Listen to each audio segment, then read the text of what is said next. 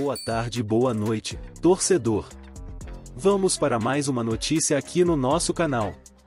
Vamos a um resumão de notícias.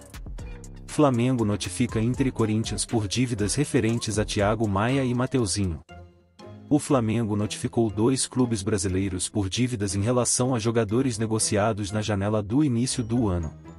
Tratam-se de Internacional e Corinthians, que contrataram Thiago Maia e Mateuzinho respectivamente.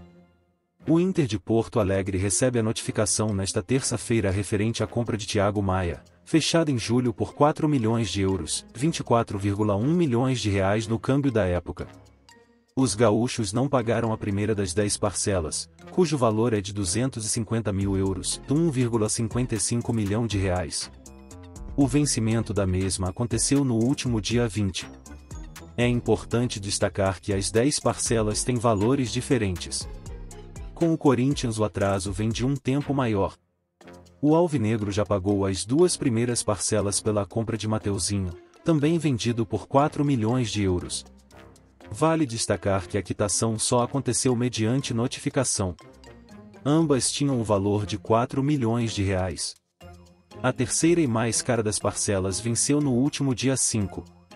O valor a ser amortizado é de 8 milhões de reais. Depois disso, o Corinthians teria de pagar mais 2 parcelas, ambas avaliadas em cerca de 2,5 milhões de reais. Por tal atraso, o Corinthians foi notificado pela terceira vez. Vale destacar que o Corinthians pagou multa de 500 mil reais para o goleiro Hugo Souza, emprestado pelo Flamengo, participar do jogo do último domingo. Arthur Gomes, do Cruzeiro, embarca para assinar com o Dínamo. O Cruzeiro aceitou a proposta do Dínamo de Moscou por Arthur Gomes, e o atacante embarca na noite desta terça-feira rumo à Rússia para realizar os trâmites finais e assinar contrato definitivo com o clube. A negociação se encaminhou para um desfecho no final da semana passada, por isso o atacante ficou fora da partida contra o Atlético Goianiense, no domingo. Entre a primeira conversa com o Dínamo e o aceite por parte do Cruzeiro se passou quase um mês. Na última semana, no entanto, os russos aceitaram o pagamento de 5 milhões de euros, cerca de 30 milhões de reais, tornando o acordo irrecusável, mesmo sem tempo hábil para o clube celeste buscar substituto na janela. Arthur Gomes tinha mais 2 anos de contrato com o Cruzeiro, mas a proposta dos russos também foi considerada muito vantajosa por parte do atleta e do staff dele. Depois de passar pelo Sporting, o atacante vai para a segunda experiência no futebol europeu. A janela no futebol russo ficará aberta até o próximo dia 12, por isso não havia pressa na efetivação do negócio. Por conta da data FIFA, o Dínamo só voltará a jogar pelo campeonato local no dia 15 de setembro, dando tempo também para Arthur se apresentar e iniciar a adaptação junto aos novos companheiros. Contratado por 16 milhões de reais há um ano, Arthur Gomes somou 59 jogos, 8 gols e 5 assistências com a camisa do Cruzeiro. Neste ano, deixou de ser titular após a chegada de reforços, em julho, e disputou 39 partidas. Fluminense recusa a proposta do Galatasaray e promete não negociar áreas antes de janeiro. O Fluminense recusou uma oferta de 12 milhões de euros, reais 74,7 milhões, do Galatasaray por João Arias. O clube turco formalizou a proposta na segunda-feira e prontamente recebeu o não tricolor. A janela de transferências fecha no dia 13 de setembro, mas a inscrição na Liga Europa vai somente até esta quarta-feira, o que inviabiliza o acerto imediato. O Fluminense, por sua vez, aceita seguir as conversas, mas reforçou que não liberará o colombiano antes de janeiro. A informação da negociação foi publicada pela TNT Esportes. João Arias foi pai na segunda e viajou para se apresentar à seleção colombiana, que encara o Peru na sexta-feira, fora de casa, e a Argentina, terça, como mandante. O atacante completa 27 anos no próximo dia 21 e já reforçou nos bastidores o sonho de jogar na Europa. Arias recebeu com bons olhos a oferta dos turcos e deixou a decisão nas mãos do Fluminense.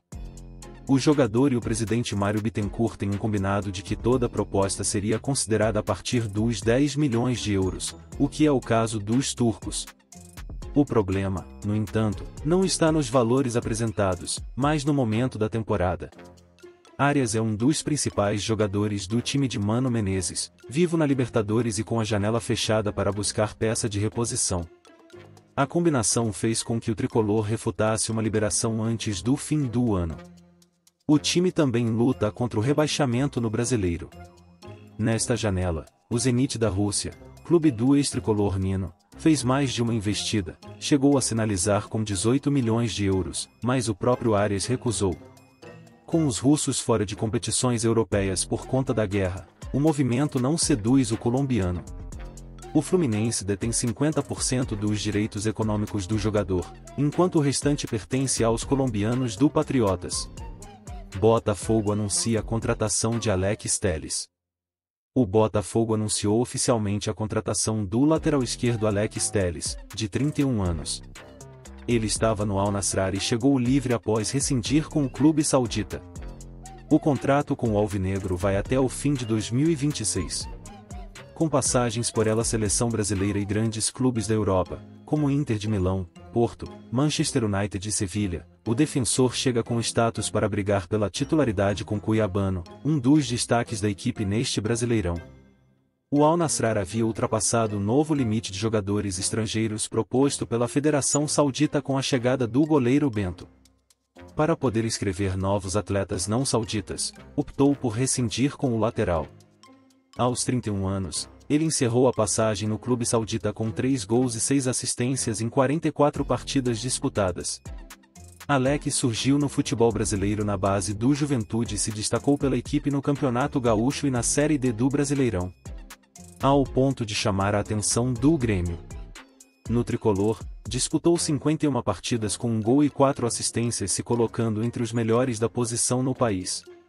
Foi vendido ao Galatasaray no começo de 2014 por 6 milhões de euros, cerca de 19 milhões de reais na cotação da época. Após 2 temporadas de destaque na Turquia, deu um salto na carreira indo para a Inter de Milão. O período na Itália foi curto. Uma temporada depois acertou a transferência para o Porto, onde viveu o auge e chamou a atenção de Tite, então treinador da seleção brasileira. Em pouco mais de 4 anos em Portugal, jogou 195 partidas, fez 26 gols e deu 54 assistências, despertando a cobiça do Manchester United. Permaneceu na Europa por outras 2 temporadas, 2 pelo Manchester United e 1 pela Sevilha, clube em que precisou se recuperar de uma ruptura no ligamento cruzado posterior sofrida durante a Copa do Mundo do Catar, em dezembro de 2022.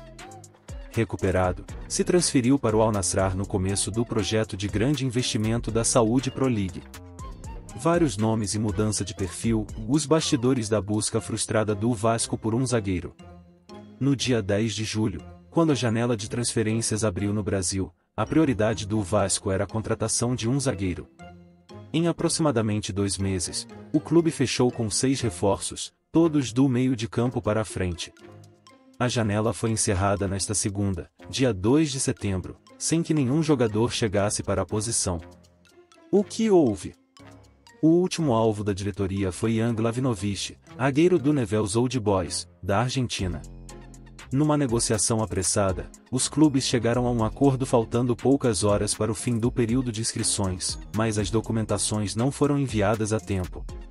O Newell's diz que a culpa foi do Vasco, que internamente acredita que as exigências feitas de última hora pelos argentinos melaram a negociação. Com o encerramento da janela, o Vasco seguirá no mercado em busca de 1 ou mais reforços para o setor, mas a partir de agora só poderá contratar jogadores que estão sem contrato. As opções disponíveis no elenco para a posição são João Vitor, Maicon, Léo, Rojas e os jovens Lincoln e Luiz Gustavo, da base.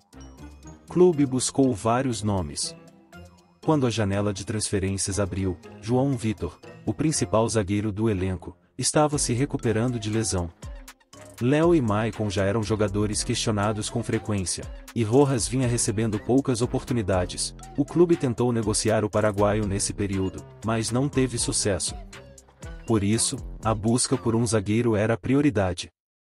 O clube elaborou uma lista com diversas opções dentro de um mesmo perfil, um jogador experiente, que chegaria para ser o xerife da defesa.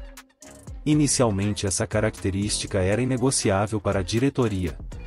As contratações são responsabilidade do executivo de futebol Marcelo Santana, mas o presidente Pedrinho e o diretor Felipe são muito ativos nesse sentido.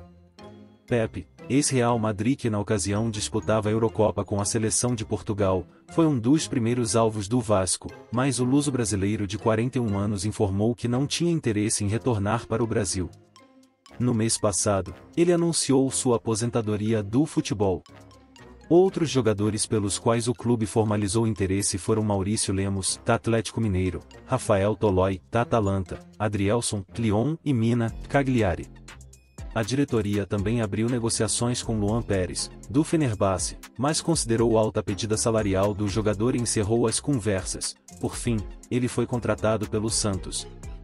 A questão financeira foi o motivo de algumas negativas no mercado e a folha salarial foi aliviada em mais de R$1 milhão com a saída de jogadores, mas o clube não tem condição de pagar altos valores pelas transferências e precisou esticar a corda para acertar as contratações de Jean David e Maxime Domingues, por exemplo. Mudança de perfil. Apesar da dificuldade para contratar, o Vasco insistiu por muito tempo no perfil do zagueiro experiente e colecionou frustrações na janela. Internamente, há quem acredite que o clube demorou para mudar a chave. O plano da direção do Vasco para a defesa se enquadrava neste perfil com rodagem e que chegasse para resolver, e o GE apurou que se tratava de um defensor brasileiro que está empregado na Europa, mas que não vinha sendo escalado nesta temporada. A negociação não era simples e não se concretizou. No meio do caminho, Vitor Bastos, chefe de scout do Vasco, aceitou proposta do Atlético e encerrou sua passagem pelo clube depois de 2 anos e meio.